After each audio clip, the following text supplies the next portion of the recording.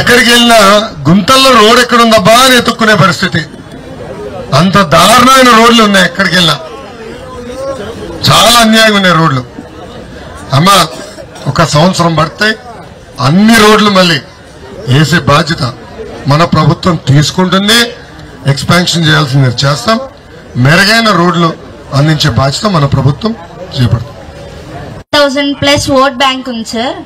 Last year కూడా మన పార్టీకే ఎక్కువ మెజారిటీ వచ్చింది. కానీ ఇంతవరకు మన ఊరికి ఒక బస్ సర్వీస్ లేదు సార్, ఒక ఆర్టీసీ బస్ సర్వీస్. అది కావాలి. సెకండ్ ఏంటంటే నేను లాస్ట్ సెట్ అనేది May 20 రాశాను సార్. నాకు ఒక 7 months గ్యాప్ తర్వాత కౌన్సిలింగ్ వచ్చింది. అంతా ల్యాక్ టైం, ఒక డేట్ లేదు, ఒక ఏం లేదు సార్. అంటే ఎప్పుడు కౌన్సిలింగ్ ఇస్తారు, ఎప్పుడు డేట్స్ ఇస్తారు, ఒక పర్టికులర్ వే లేదు సార్ ఒక ఎడ్యుకేషన్ సిస్టమ్ కి. అదొకటి కావాలి సార్. నెక్స్ట్ ఏంటంటే మా ఊర్లో కరకట్ట కమల్ హాసన్ గారు చాలా మట్టి రోడ్లు పోసారు సార్. సిమెంట్ రోడ్లు పోయాల్సిన ప్లేస్ లో మట్టి రోడ్లు పోసారు. అవి ఎలా ఉంటాయంటే వర్షం వస్తే కాలు ఇక్కడేస్తే అక్కడికి వెళ్ళిపోవచ్చు సార్. చాలా మంది వృద్ధులు పిల్లలు స్కూల్ చాలా ముందు చూపున్న వ్యక్తి కరకట్ట Kamal Haasan. Free skating sir. Free skating correct. మనకి చాలా ప్రాబ్లమ్స్ ఉన్నాయి సార్. అలాగే ఒక స్ట్రీట్ లైట్ కూడా, ఒక స్ట్రీట్ లైట్ వెలగాలంటే ఒక లెటర్ రాయాలి సార్. చాలా మందికి చదువు రాదు సార్. మనకి బ్యాక్ సైడ్ ఒక లైట్ వెలగచ్చు సార్. లెటర్ సార్ అది మన ప్రభుత్వంలో వేసిందిలే, మళ్ళీ మెయింటెనెన్స్ కూడా చేయలేదురా. ఏదైనా ఒక పథకాన్ని ఒకటి అమలు కావాలంటే వాళ్ళకి లెటర్ రాయాలి, లేకపోతే స్పందనకు కాల్ చేయాలి. వాలంటీర్స్ ఉన్నారు కానీ వాళ్ళు వర్క్ చేస్తారో లేదో వాళ్ళకే తెలియాలి. ఒకసారి మీరు మా సమస్యలన్నీ పరిష్కరించాలని మేము మిమ్మల్ని కోరుతున్నాం సార్. అమ్మా రోడ్లు వేసే ముందర నేను చేయదలుచుకుని డ్రైనేజ్ చలమ్మా. రోడ్లు వేసే ముందర డ్రైనేజ్ పూర్తి చేయాలి. తాగునీరు అందించి తాగునీరు పైపులు కూడా వేసి once and for all CC రోడ్లు వేసే బాధ్యత నేను తీసుకుంటాను. ప్రతి వీధిలో ప్రతి గడప ముందల సీసీ రోడ్ వచ్చే విధంగా చేసే బాధ్యత నాది. జ్వరాలతో అన్ని రోగాలతో మేము బాధపడుతున్నాము. ముఖ్యంగా అది అరికట్టాలని అడుగుతున్నాము. మరి ఇంటి పట్టాలు లేవండి మాకు. ఇంటి పట్టాలు కూడా దయచేసి మాకు ఇవ్వాలని కోరుతున్నాము. హౌసింగ్ లోన్లు కూడా మాకు కావాలని అడుగుతున్నాం. మేము గత 50 సంవత్సరాల నుంచి అక్కడే ఉంటున్నాము సార్. మాకేమి సదుపాయాలు మాకేమి జరగలేదు. దయచేసి మీరు కూడా ఇవ్వాలని మేము కోరుతూ మీ దగ్గరకు వచ్చి అడుగుతున్నాం సార్. అమ్మ డ్రైనేజ్ సమస్య ఇక్కడనే కాదు, నియోజకవర్గం మొత్తం ఉంది తల్లి. మనం మురికి నీరు వెళ్ళి వేరే ఇంటి ముందర ఆవుతుంది. పొద్దున్న లేచిన నుంచి గొడవలు.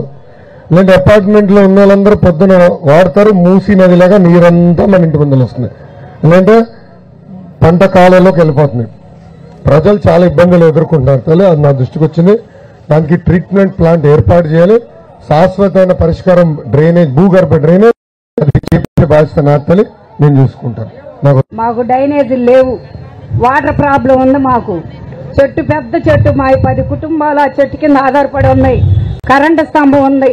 పోయినసారి మీరు వచ్చినప్పుడు మీకు చెప్పాను అమ్మా, నేను వచ్చినప్పుడు మళ్ళీ చూస్తానప్పుడు మీ సమస్యలను నేను సాల్వ్ చేస్తానన్నారు. మాకు చదువుకున్న పిల్లలు కూడా ఉన్నారు. జాబులు మరి 10th చదివిన వాళ్ళకి జాబులు అన్నారు. మా పిల్లలకి ఆ జాబులు కూడా లేవు. మీ దృష్టికి తీసుకొస్తే ఇప్పుడైనా మాకు న్యాయం చేస్తారని మీ ముందు పెడుతున్నాం. మా ఓట్లు కూడా మాకు చెప్పకుండా మార్చేశారు. నేను సచివాలయం స్పందనలో పెడతానన్నా ఎవరూ నాకు సహకరించలేదు.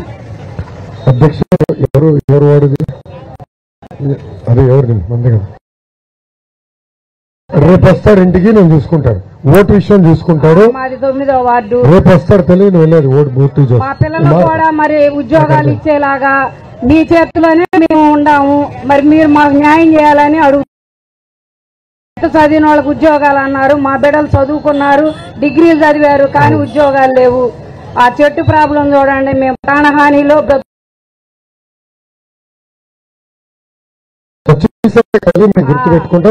కరెంటు పోలు ఆ చెట్టు అండి మొత్తం ఇళ్ల మీదకి వాలిపోయి ఉంది. గాలి తోలితే భయపడి చచ్చిపోతున్నాం మేము. ఆ ఒక్క సాయం ఉపయోగపడుతుంది. మన ప్రభుత్వం వస్తే తప్పనిసరిగా నేను టేకప్ చేస్తాను. వెనకాల పసుపు వచ్చినందుకు మాకు చాలా సంతోషంగా, కొంచెం దగ్గర పెట్టుకున్నాం. డాలర్స్ నగర్ వచ్చినందుకు మాకు బాగా సంతోషంగా ఉంది. కాకపోతే అన్నయ్య ఇప్పుడు చిన్నపిల్లలు 10th క్లాస్ చదివిన కాడి నుంచి గంజాయి తాగుతున్నారు అన్నయ్య. బాగా గంజాయికి బాగా అలవాటు అయిపోయారు.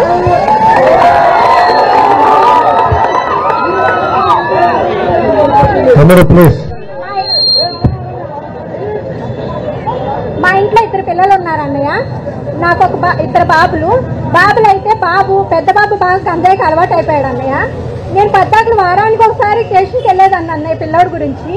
పద్దాకుల గంజాయి గురించి పట్టుకునేవాళ్ళు. డబ్బులు ఎంత కట్టినా కానీ బాగా కొట్టేసి వదిలేవాళ్ళు అన్నయ్య.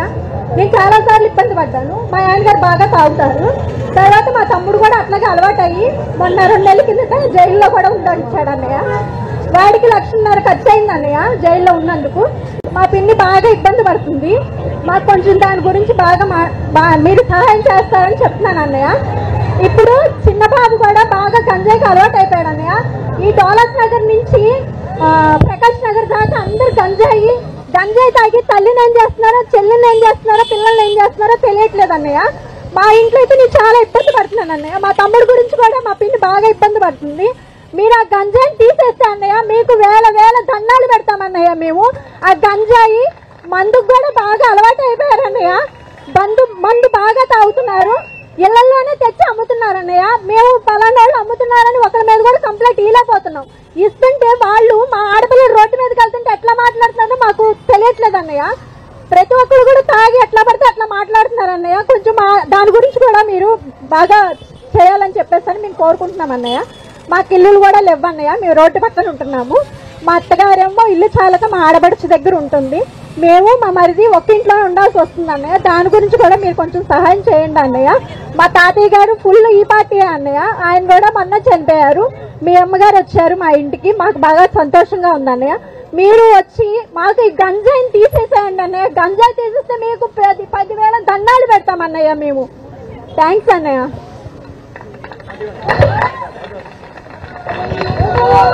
అందరూ ఒక నిమిషం. ఇది చాలా చాలా కీలకమైన అంశం. దయచేసి అందరూ ఓపికగా అనాలి. తల్లి గంజాయి మత్తులో ఒక తరం నాశనం అవుతుంది తల్లి. అమ్మ పాదయాత్రలో చిత్తూరు జిల్లా చంద్రగిరి నియోజకవర్గంలో నేను నడిచేటప్పుడు ఒక తల్లి వచ్చి నన్ను కలిసిందమ్మ. మొక్క అంతా కప్పుకుంది. మా పిఆర్ఓ చైతన్య ఉంటే అతని దగ్గరికి వచ్చి బాబుని ఒకసారి కలవాలండి లంచ్లో ఆగినప్పుడు. ఆమెను లోపల తీసుకుని కూర్చోబెట్టి ఏంటమ్మా మీకు ఇబ్బంది అని అడిగా. ఆమెకి 3 కూతుర్లు ఉన్నారట. పెద్ద కూతురుని గంజాయికి అలవాటు చేసి శారీరకంగా వాడుకున్నారు వైకాపా నాయకులు. 45 రోజుల తర్వాత తల్లి తెలుసుకుంది. ఆమె వచ్చి నేను ఇప్పుడు ట్రీట్మెంట్ పంపించాలి సిఎంసి, అక్కడ సిఎంసి వెల్లూరు అమ్మా తమిళనాడులో ఉంటుంది, అక్కడ మీరు చెప్పండి ఒక మాట అని వచ్చి అడిగాను. అప్పుడు ఆమె ఒక మాట విని, అన్నా మీరు సహాయం చేయకపోతే పెద్ద కూతురు నేను చంపేస్తానని. అదేంటమ్మా అంత మాట అన్నావంటే, మిగతా 2 అమ్మాయిలు పాడోరు కదా అన్న, అందుకే ఆమెను చంపేయాల్సి వస్తుందని చెప్పి. గంజాయి ఈరోజు ప్రతి గడపని తడుతుంటుంది. దానిపైన నేను కేంద్ర హోంమంత్రి గారికి ప్రధానమంత్రి గారికి అనేక లేఖలు రాశాను. తల్లి మీకు తెలియని విషయం ఒకటి ఉంటుంది. గంజాయి మొత్తం ఆటలో ఇన్వాల్వ్ అయిన వ్యక్తి ఒక వ్యక్తి, అతని పేరు అనంత బాబు. అతను వైకాపా పార్టీకి చెందిన ఎమ్మెల్సీ. ఈ పేరు మీకు కొంచెం జ్ఞాపకం వస్తుంది. కారణం ఏంటంటే అనంత బాబు అనే వ్యక్తి గంజాయి మత్తులో అతను దళిత డ్రైవర్ని సుబ్రహ్మణ్యని అతి కిరాతకంగా కొట్టి చంపేసి శవాన్ని డోర్ డెలివరీ చేశారు. తల్లి వాళ్ళ తల్లిదండ్రుల దగ్గరికి వెళ్ళి, అమ్మ యాక్సిడెంట్లో చనిపోయారు, నేను బతికించడానికి ప్రయత్నించానని అబద్ధం చెప్పారు. తల్లి దళితుడిని చంపిన వ్యక్తిని ముఖ్యమంత్రి గారు వేదిక మీద కూర్చోబెడతారు. తల్లి దళితుల్ని చంపిన వ్యక్తిని ఏకంగా ముఖ్యమంత్రి గారి ఇంట్లో మీటింగ్ రూమ్ లో కూర్చోబెట్టుకుంటాడు. తల్లి దానికి అన్నిటికీ గంజాయి కారణం ఆ అనంతబాబు. తల్లి అమ్మ 100 రోజులు మన ప్రభుత్వం ఏర్పడిన 100 రోజుల్లో గంజాయికి చెక్ పెట్టే బాధ్యత నాది.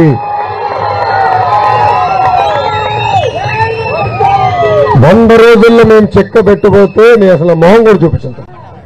ఏం తల్లి నేను భయపడుతున్నా తల్లి. ఈరోజు నాకు కూడా ఒక అబ్బాయి ఉన్నాడు. ఈరోజు దేవాంశ్ వయసు 9 సంవత్సరాలు. మీలాగా బాధితుల దగ్గర నుంచి చిన్నప్పుడు నాకు కూడా చాలా భయం వస్తుంది, బాధ కలుగుతుంది. ఇదే కానీ నా బిడ్డకు జరిగితే ఎలా ఉంటుంది? నేను అదే ఆలోచిస్తాను. నా బిడ్డకు జరుగుతాను. నేను బ్రహ్మి పదే ఇది మాట్లాడుకుంటాం. ఇదేంటిది గంజాయి ఎక్కడికంటే అక్కడికి వచ్చేసింది.